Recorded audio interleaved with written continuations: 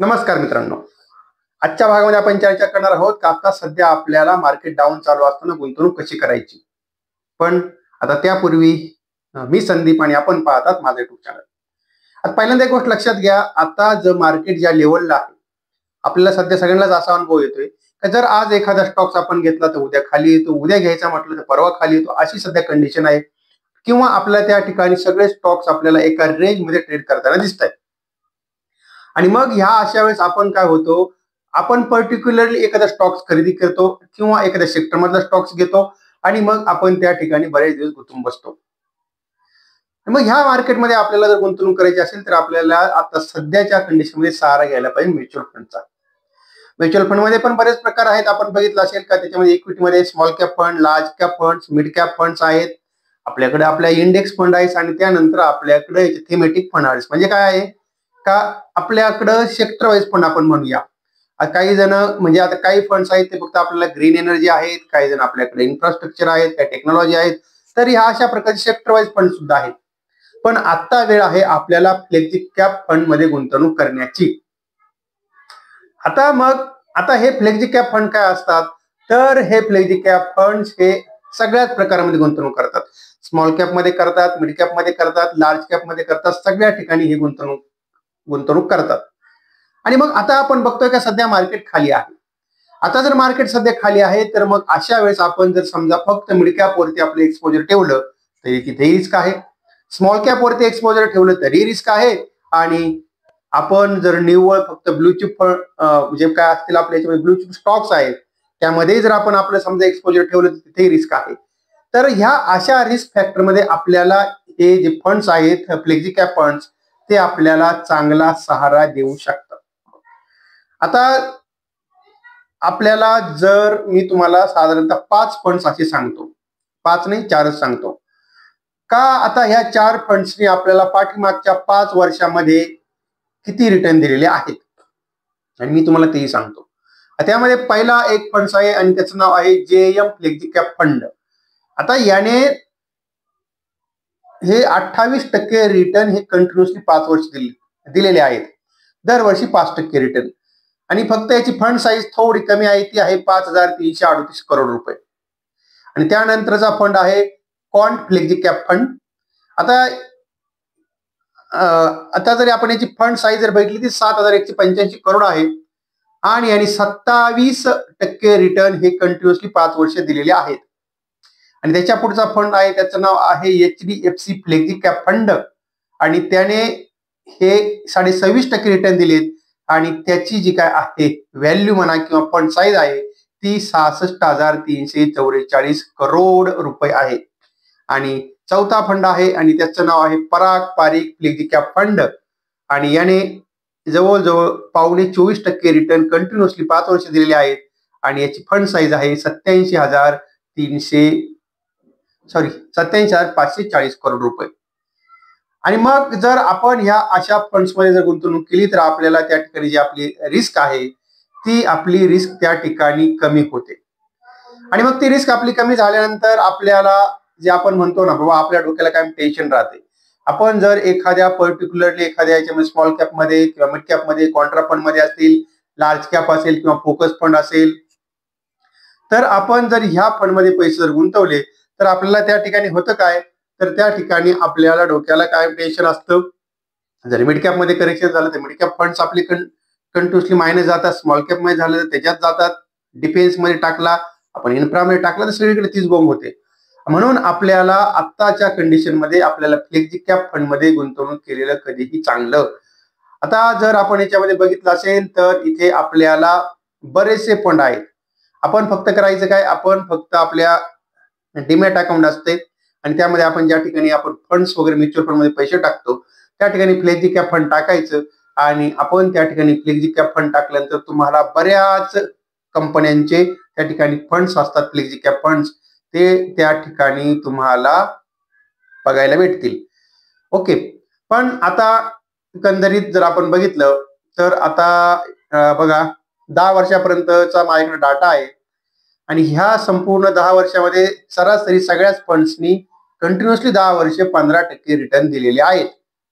आणि म्हणून आता आपल्याला सध्या जे आपण म्हणूया जी काही गुंतवणूक करायची आहे ती गुंतवणूक तुम्हाला आता सध्या फक्त आपल्याला ह्याच सेक्टरमध्ये करावं लागेल आणि ते सेक्टर आहे flexi cap mutual fund. Okay. आता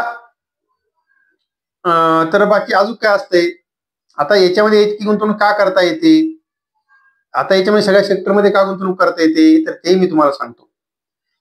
आता जर समजा एखाद्या फंड्सनी फक्त स्मॉल कॅप फंड्स असं त्यांनी समजा नामांतरण केलं, नाव ठेवलं, तर त्याला फक्त स्मॉल कॅप मध्ये गुंतवणूक करावं लागते.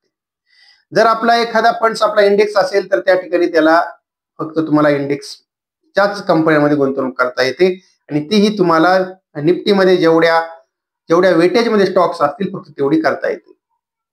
जर तुम्ही एखादा आपला याच्यावाला थीमॅटिक फंड जर घेतला किंवा एखादा थीम धरून जर घेतला, समजा डिफेन्स आहे, तर तुम्हाला डिफेन्स मध्ये गुंतवणूक करावं लागते.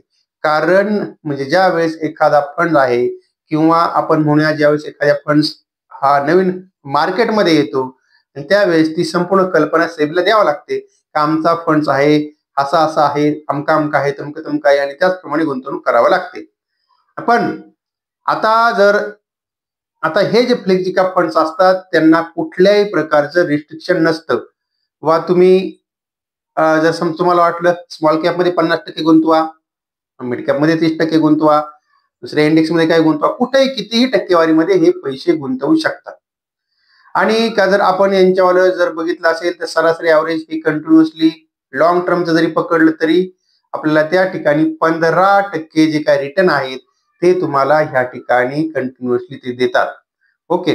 आता जर आपण याच्यावर पराग पारिखचा जरी आपण फंड बघितला, मी तुम्हाला सांगितलं बघाशी का आपल्याला त्या फंड्सनी आपल्याला खूप चांगल्या प्रकारे रिटर्न दिलेले आहे.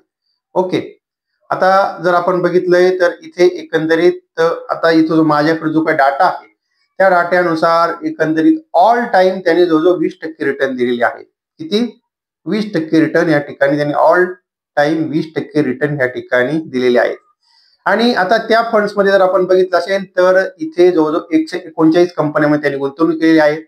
आणि त्याच्यामध्ये जर आपण समजा मेजरली कंपनी बघितल्या तर त्यामध्ये त्यांचं जे काय 8% होल्डिंग HDFC बँकेमध्ये आहे, 7.5% होल्डिंग त्यांचं बजाज होल्डिंग अँड इन्व्हेस्टमेंट कंपनीमध्ये आहे, पॉवर ग्रीड मध्ये 6.5% आहे, कोल इंडियामध्ये 5.6% आहे, त्यानंतर ITC मध्ये आहे 5.5%, त्यानंतर ICICI बँक 5% आहे, HCL टेक मारुती आहे, त्यानंतर अल्फा बेट आहे, कोटक महिंद्रा बँक आहे.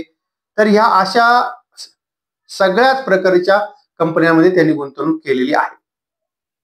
म्हणून आता ह्या सध्या मार्केटमध्ये आपण जर एका सेक्टर वाईज गुंतवणूक करायची म्हटलं तरी सक्सेस होणार नाहीये आणि किंवा आपण एखाद्या स्मॉल कॅप असेल, मिड कॅप असेल त्यामध्ये पण गुंतवणूक थोडी थोडी करू शकता. पण मेजरली गुंतवणूक करायची असेल तर आपल्याला आता या ठिकाणी फ्लेक्झी कॅप फंड मध्ये आपण गुंतवणूक केलेली कधीही चांगली.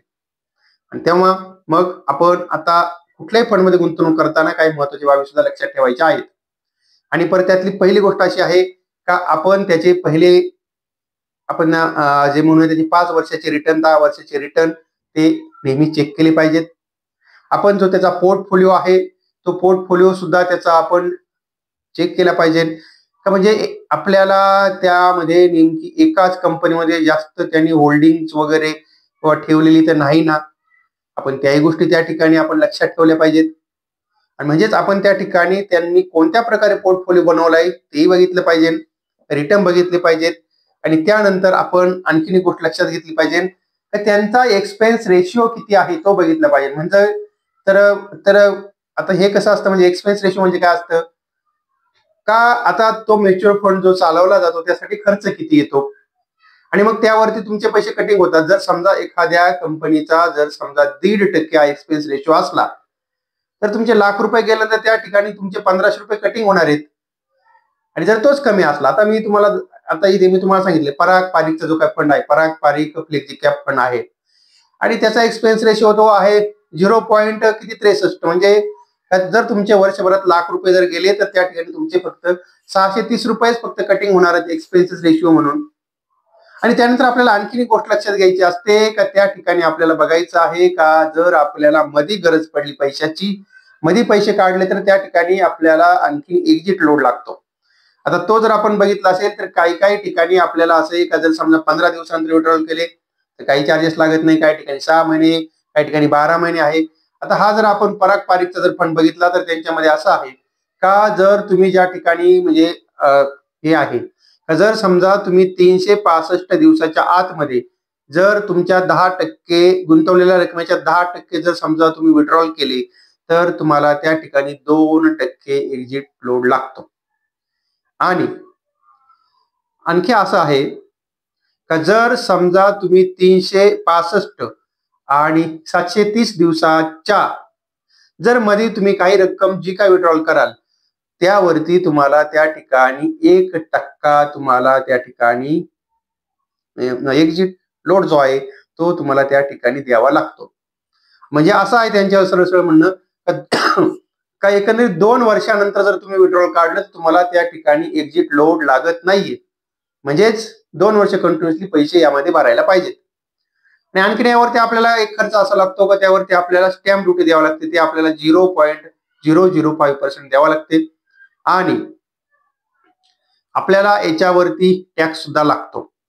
जर आपण एका वर्षाच्या आतमध्ये ह्या म्युच्युअल फंड मधनं जर पैसे जर काढले तर त्या ठिकाणी आपल्याला 20% टॅक्स लागतो. आणि का जर समजा तुम्ही लॉंग टर्म कॅपिटल गॅरंटीज म्हणजे जर 12 महिन्याच्या नंतर जर समजा तुम्ही त्या ठिकाणी याच्यातून विड्रॉल टाकली तर तुम्हाला त्या ठिकाणी 12.5% टॅक्स लागतो. पण तुम्हाला पहिल्या 1.25 लाख रुपये कमाईवरती टॅक्स नाही लागत. 1.25 लाखाच्या नंतर तो टॅक्स तुम्हाला त्या ठिकाणी भरावा लागतो. आणि तेव्हा मग आजच्या भागामध्ये आपण ही गोष्ट महत्त्वाची जाणून घेतली की सध्या मार्केट पडतंय आणि या पडणाऱ्या मार्केटमध्ये आपल्याला कशा प्रकारे गुंतवणूक करायची. पण आपल्याला इथंही आपल्याला अशी लमसम गुंतवणूक नाही करायची. आपल्याला इथं तुम्ही डेली एसआयपी चालू करा. 2-3 फ्लेक्झी कॅप फंड्स निवडा. मी आता जे सांगितले 4. आणि त्यामध्ये प्रत्येक समजा तुम्हाला साधारणतः तुम्हाला महिन्याभरात ₹1,00,000 गुंतवायचे तर तुम्ही इकडं दररोज तुम्ही काय करा, 1,000 रुपयाची एसआयपी चालू करा. डेली चालू करा. काही फरक पडत नाही.